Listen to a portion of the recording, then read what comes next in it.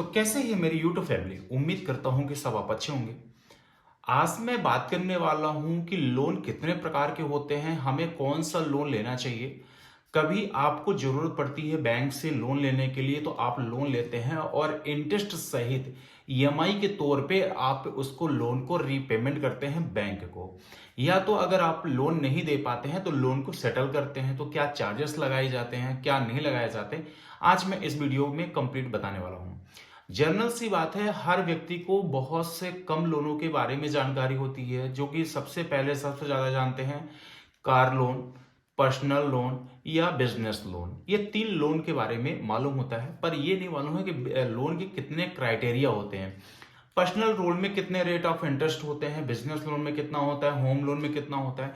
आज मैं इस वीडियो में पूरी तरह से कवर करने वाला हूं। इस वीडियो को लास्ट तक वॉच करिएगा, स्किप करके बिल्कुल मत देखिएगा। अगर आप भी बिजनेस कोई सेटअप करना चाह रहे हैं या होम लोन लेना चाह रहे हैं या पर्सनल लोन लेना चाह रहे हैं, कितने प्रकार से आप लोन ले सकते हैं, कौन कौन से एसेट में ले सकते हैं, आज इस वीडियो में मैं पूरा कंप्लीट बताने वाला हूं। तो उम्मीद करता हूं कि ये वीडियो बेहद पसंद आएगा और मैं गारंटी देता हूं कि अगर आपने अंत तक देखा तो आपको पूरे लोन की प्रक्रिया समझ जाएंगे और बैंक आपको ये जानकारी नहीं देता है। तो मैं हूं आपका दोस्त वीरेंद्र और आप देख रहे हैं चैनल हमारा ट्रस्ट सपोर्ट गुरु। ऐसे इंटरेस्टिंग वीडियो हम आपके लिए लेके आते रहते हैं। तो सबसे पहले है कि लोन कितने प्रकार का होता है। तो इसमें देखिए, टाइम पीरियड के हिसाब से हम अपने हिसाब से लोन लेते हैं और लोन जो लेते हैं हमें उसको टाइम टू टाइम हमें बैंक को पेमेंट करता है, विद इंटरेस्ट के हिसाब से हमें पे करना होता है। हम अपने अर्निंग के हिसाब से उस लोन को लेते हैं। तो देखिए, पहला होता है सबसे पहले शॉर्ट टर्म लोन, मतलब शॉर्टकट में लेते हैं कि मतलब छोटा सा लोन लेते हैं तो उसको हमें जो टाइमिंग का पीरियड दिया जाता है तो हमारा होता है 1 साल तक का। मतलब 1 साल के अंदर 12 महीने के अंदर आपको उस लोन को पूरा ही करना पड़ता है। दूसरा लोन होता है मीडियम टर्म लोन, जो कि हमें 1 साल से लेके 3 साल के बीच में ये लोन दिया जाता है। और इन लोनों के हम क्राइटेरिया भी बताएंगे, इसमें रेट ऑफ इंटरेस्ट भी बताएंगे, पर वीडियो को लास्ट तक देखिएगा। ये लोन का जो होता है क्राइटेरिया 1 से 3 साल होता है। और लॉन्ग टर्म लोन, जो कि काफी बड़ा टर्म होता है, मतलब 1 साल से 5 साल के बीच में होता है, जिसमें से आपको काफी समय तक देना पड़ता है ईएमआई। वो आप अपने टाइम के हिसाब से देख सकते हैं। देखिए, पर्सनल जो लोन होता है खुद के लिए लोन ले लिया जाता है या आप अपनी जरूरत के हिसाब से आप इसको लोन लेते हैं। तो वो जो कि गैर जमानती होता है पर्सनल लोन, और आपको उसमें केवल आपकी सैलरी स्लिप और आपके कुछ पर्सनल डिटेल लिया जाता है और आपको लोन दे दिया जाता है। बट इसमें रेट ऑफ इंटरेस्ट जो पर्सनल लोन होते हैं तो 12% से लेके 18% के बीच में होता है, पहला। दूसरी चीज, इसमें अगर रेट ऑफ इंटरेस्ट हाई है क्योंकि आपसे कोई सिक्योरिटी नहीं ली गई है तो यह पर्सनल लोन के उसमें आता है, तब आपको हाई सिक्योरिटी मतलब हाई रेट ऑफ इंटरेस्ट में दिया जाता है।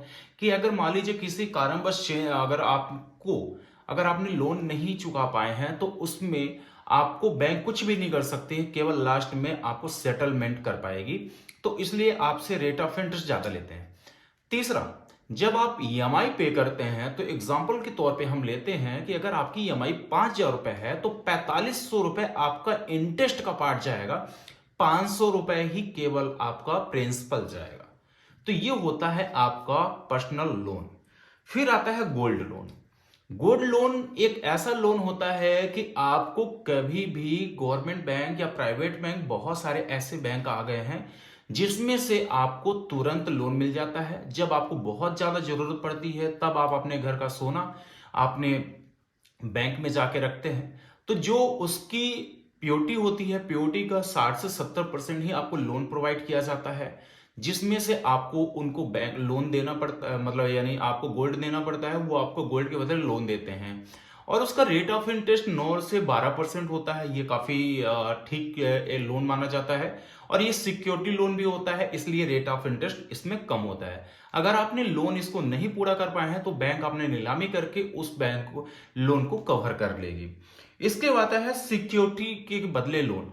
अब सिक्योरिटी के बदले लोन कैसा, अब मैं बताता हूं। इसमें थोड़ा सा इंपॉर्टेंट बात, अगर हर व्यक्ति कोई म्यूचुअल फंड चला रहा है, या तो कोई एसआईपी चला रहा है, या तो कोई एलआईसी चला रहा है, या तो कोई एफडी, एफडी के अगेंस्ट भी आप लोन ले सकते हैं जिसको आप लोन लेंगे, आप अपने डॉक्यूमेंट्स जो भी हैं आप बैंक के हवाले करेंगे, उसकी अगेंस्ट में आपको लोन दे दिया जाएगा। अगर उसके सारे पेपर्स साइन कराए जाएंगे, कल अगर आप लोन नहीं देते हैं तो उसमें आपको वहां से उसको बेच के वो बैंक अपना कवर कर लेगी। इसमें आपको 9 से 12% के ही बीच में रेट ऑफ इंटरेस्ट भी दिया जाता है, जिसमें से अगर आपने नहीं दिया है तो वो बैंक अपना ले सकती है, और इसमें रेट ऑफ इंटरेस्ट भी कम होता है। इसमें एक घटते क्रम में होता है और एक फिक्स से रेट ऑफ इंटरेस्ट होता है। तो जो कि घटते क्रम में होता है गवर्नमेंट बैंकों में होता है, और एक फिक्स जो है जिसे कहते हैं फ्लैट मतलब रेट ऑफ इंटरेस्ट जो एक लगा दिया जाता है, वो प्राइवेट बैंकों में सबसे ज्यादा यूज किया जाता है। एक होता है प्रॉपर्टी लोन। प्रॉपर्टी लोन में आप अगर आपको कोई प्लॉट लेना है या फिर कुछ भी ऐसा लेना है तो उसमें से 60 से 70% बैंक आपको लोन देता है और प्रॉपर्टी अपने बैंक में लेता है, उसके अगेंस्ट में लोन दिया जाता है। इसका भी रेट ऑफ इंटरेस्ट 9 से 12-13, जो भी एक बैंक अपना, हर एक बैंक का रेट ऑफ इंटरेस्ट अलग होता है। इसमें आप ईएमआई पे करते जाएंगे, इसके बाद जैसे ईएमआई कंप्लीट हो जाती है तो आपको लोन भी कंप्लीट हो जाता है और आपकी प्रॉपर्टी आपको रिटर्न कर दी जाती है, यानी आपको जनरल रजिस्ट्री जिसको कहते हैं वो आपको वापस कर दी जाएगी, यानी आप प्लॉट खरीदने के लिए भी लोन ले सकते हैं। इसके बाद आता है होम लोन। होम लोन में अगर आपने जितना लेना चाह रहे हैं तो 70 से लेके 85-80% ही तक का आपको होम लोन प्रोवाइड किया जाता है। होम लोन के लिए आपको प्लॉट अगर शुरू में लेना है तो आपको प्लॉट खरीदने के लिए भी होम लोन मतलब दिया जाएगा, और उसी में होम लोन बनवाना, घर बनवाना चाहते हैं तो उसके लिए भी आपको लोन प्रोवाइड कर दिया जाएगा। तो दोनों एक ही साथ कर सकते हैं। उसका रेट ऑफ इंटरेस्ट जो है गवर्नमेंट बैंक का 8 से लेके 9 से 10% तक का होता है। अधिकतम बहुत ज्यादा होता है तो 9 से 10% होता है। प्राइवेट बैंक में इससे थोड़ा सा ज्यादा होता है। तो मैं प्रेफर आप करें तो आप सरकारी बैंक से ही लोन लेने की कोशिश करें। मैं किसी बैंक को प्रमोट नहीं कर रहा हूं, बट मैं थोड़ा सा गवर्नमेंट बैंक का रेट ऑफ इंटरेस्ट कम होता है। इसका जो पीरियड होता है ये आपका 1 साल से लेके 20 साल, 30 साल, 40 साल तक का ऐसा एक टर्म होता है। बट जितना आप लंबा इसको लोन को लेंगे उतनी ज्यादा आपको ईएमआई पे करना पड़ेगा, रेट ऑफ इंटरेस्ट मतलब इंटरेस्ट उतना ज्यादा पे करना पड़ेगा। अगर आप कोई भी लोन 10 साल के आगे लेते हैं तो आपको जस्ट जितना लोन लेते हैं उसका डबल आपको देना पड़ता है। ये कभी कैलकुलेशन करना हो तो लोन ईएमआई कैलकुलेटर ऑन कर लीजिएगा, उतना पहले अमाउंट डालिएगा, कितने साल के लिए है, कितना रेट ऑफ इंटरेस्ट है, उतना टोटल आप कैलकुलेशन कर सकते हैं इसमें। फिर होता है एजुकेशन लोन। एजुकेशन लोन बहुत ऐसा होता है कि बहुत सारे लोग पढ़ाई करना चाह रहे हैं, बाहर पढ़ाई करना चाह रहे हैं, बट उनके पास पैसे की कमी होती है तो बैंक का दरवाजा खटखटाते हैं, हमें एजुकेशन लोन दे दीजिए।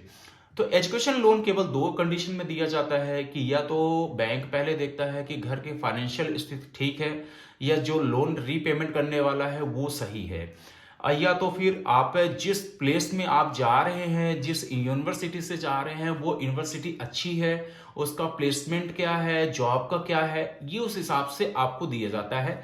अगर आपको लोन मिल चुका है तो उसको लोन को जब आपकी पूरी पढ़ाई कंप्लीट हो जाएगी तब इसके बाद आपको वहां से आपको रीपेमेंट करने के लिए आपको दिया जाएगा, तो वहां पास है। और इसका रेट ऑफ इंटरेस्ट ना 9 से 10% से 12% और कभी 8%, 10%, ये प्राइवेट और गवर्नमेंट के बैंक के हिसाब से रहता है। और आपको जब तक का एजुकेशन कंप्लीट नहीं हो जाता, तब एजुकेशन कंप्लीट होने के बाद ही जब आपकी जॉब लग जाएगी तब आप उसको ईएमआई को पे करेंगे।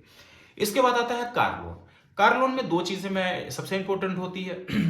जो कार लोन होता है गवर्नमेंट बैंक और प्राइवेट बैंक में रेट ऑफ इंटरेस्ट का अंतर होता है। गवर्नमेंट जो बैंक होती है जितना अगर आप पे करते जाएंगे इसके बाद घटते क्रम में आपका रेट ऑफ इंटरेस्ट लगता जाएगा। मतलब आपको एक रेट ऑफ इंटरेस्ट तो आपको फिक्स हो गया कि अगर 8.5% आपको कार लोन में दिया जा रहा है तो 8.5% के हिसाब से ही लगेगा। बट अगर मान लीजिए आपने 9 लाख का लोन लिया है, 9 लाख में आपने 4 लाख रुपए पे कर दिया है तो 5 लाख बचा, तो अब 5 लाख में ही लगेगा।